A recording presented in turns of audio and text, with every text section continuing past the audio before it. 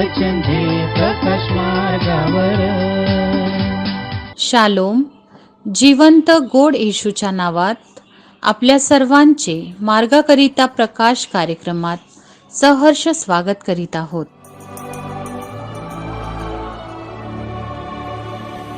ख्रिस्त गुरु माऊली गमाय माझी, ख्रिस्त गुरु माऊली.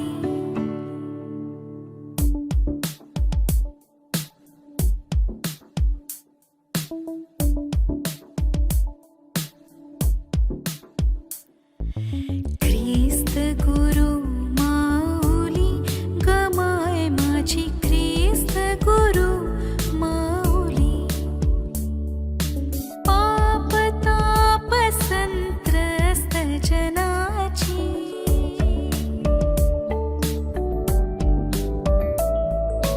पाप ताप संत्रस्त जनाची अविनाशी सावली गमाय माझी, ख्रिस्त गुरु माऊली. ख्रिस्त गुरु माऊली गमाय माझी, ख्रिस्त गुरु माऊली.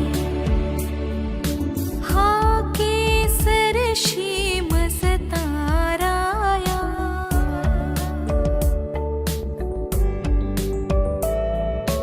हा केसर शीमस ताराया स्वर्गातून धावली गमाय माझी, ख्रिस्त गुरु माऊली. ख्रिस्त गुरु माऊली गमाय माझी, ख्रिस्त गुरु माऊली.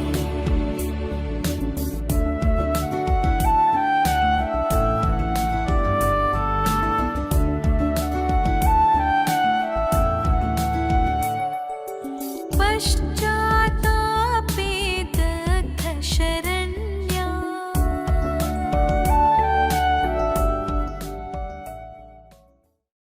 आजच्या म्हणण्यासाठी निवडलेला शास्त्रभाग एजेकल याचा 11वा अध्याय वचने 17 ते 20. एजेकल याचा 11वा अध्याय वचने 17 ते 20.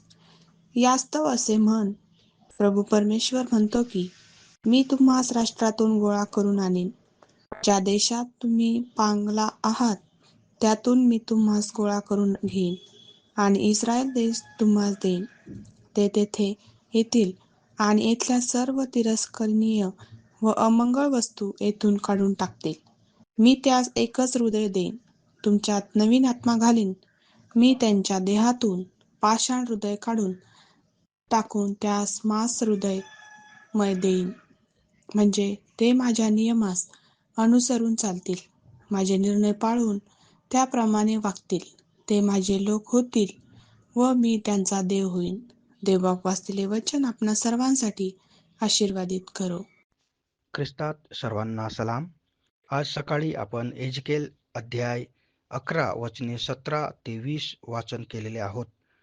आणि या वचनामध्ये परमेश्वर जो आहे तो सांगत आहे की जे लोक माझ्या नियमाप्रमाणे माझे विधीचे पालन करतील, माझ्या वचनावरती विश्वास ठेवतील, ते लोक म्हणजेच ती प्रजा माझे आहेत, माझे होतील आणि मी त्यांच्या परमेश्वर होणार.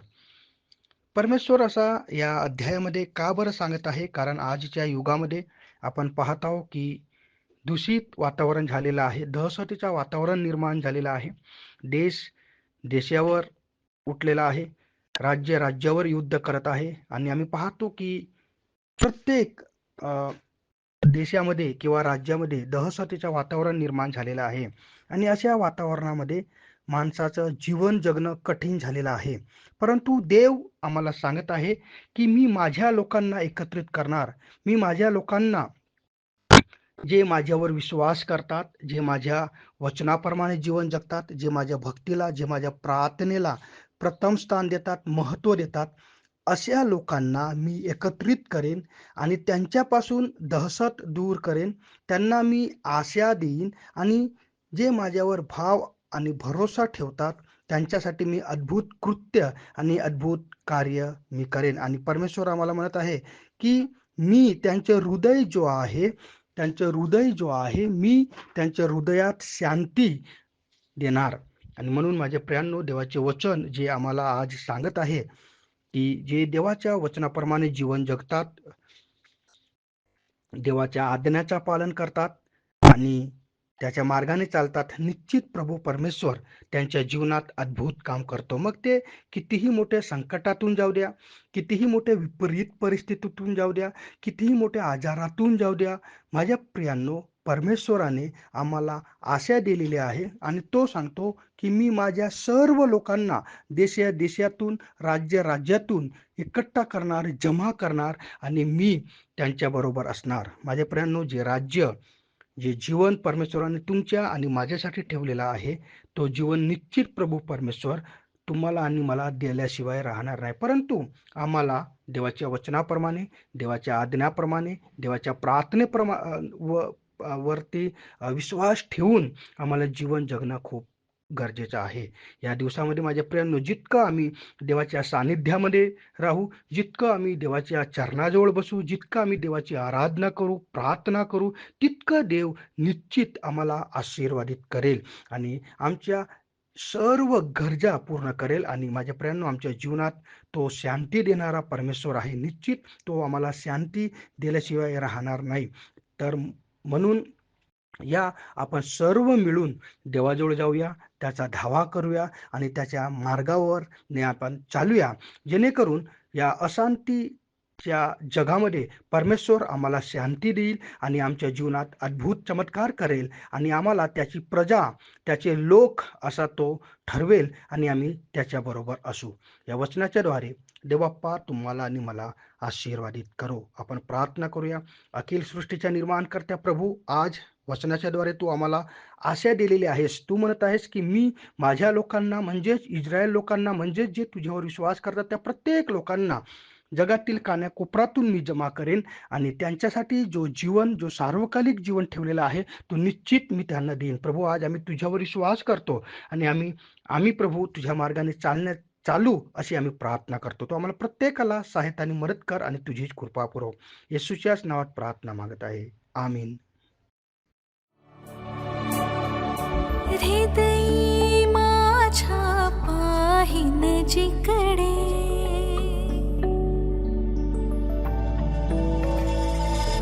हृदयी माझ्या पाहिन जिकडे, तिकडे हो मावली कमाय माझी ख्रिस्त गुरु माऊली,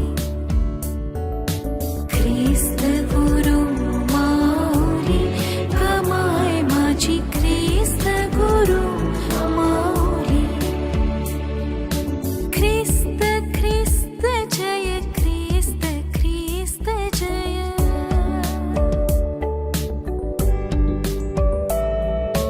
ख्रिस्त ख्रिस्त जय, ख्रिस्त ख्रिस्त जय, भजनी मती रंगली कमाय माझी ख्रिस्त गुरु माऊली, ख्रिस्त गुरु माऊली कमाय माझी ख्रिस्त गुरु माऊली, ख्रिस्त गुरु माऊली कमाय माझी ख्रिस्त गुरु माऊली.